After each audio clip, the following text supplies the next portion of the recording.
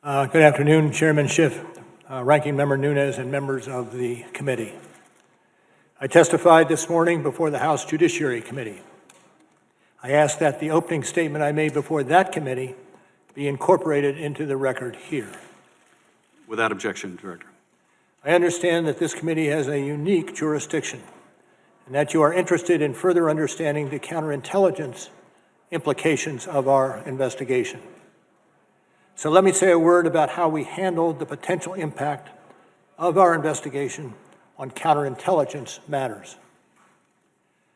As we explained in our report, the special counsel regulations effectively gave me the role of United States Attorney. As a result, we structured our investigation around evidence for possible use in prosecution of federal crimes. We did not reach what you would call counterintelligence conclusions. We did, however, set up processes in the office to identify and pass counterintelligence information onto the FBI. Members of our office periodically briefed the FBI about counterintelligence information. In addition, there were agents and analysts from the FBI who were not on our team, but whose job it was to identify counterintelligence information in our files and to disseminate that information to the FBI.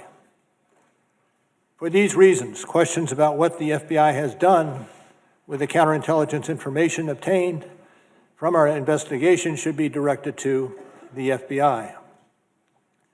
I also want to reiterate a few points that I made this morning. I am not making any judgments or offering opinions about the guilt or innocence in any pending case. It is unusual for a prosecutor to testify about a criminal investigation, and given my role as a prosecutor, there are reasons why my testimony will necessarily be limited. First, public testimony could affect several ongoing matters. In some of these matters, court rules or judicial orders limit the disclosure of information to protect the fairness of the proceedings.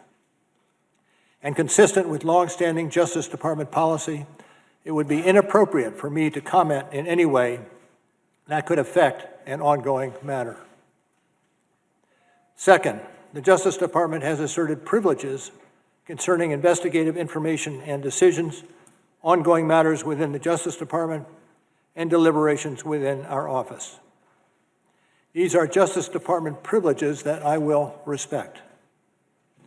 The Department has released a letter discussing the restrictions on my testimony.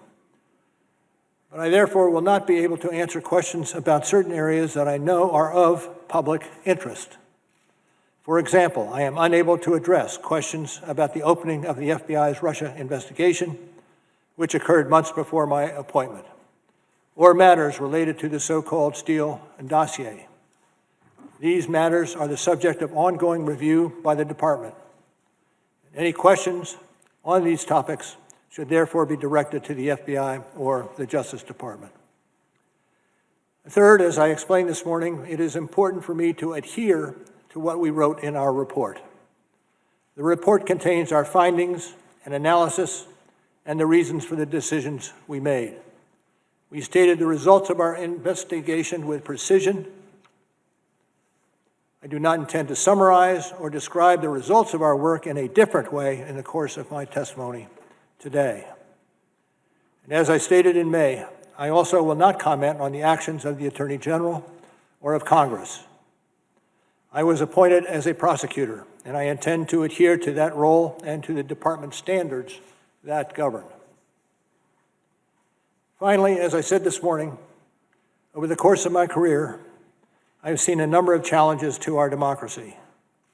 The Russian government's efforts to interfere in our election is among the most serious, and I am sure that the committee agrees.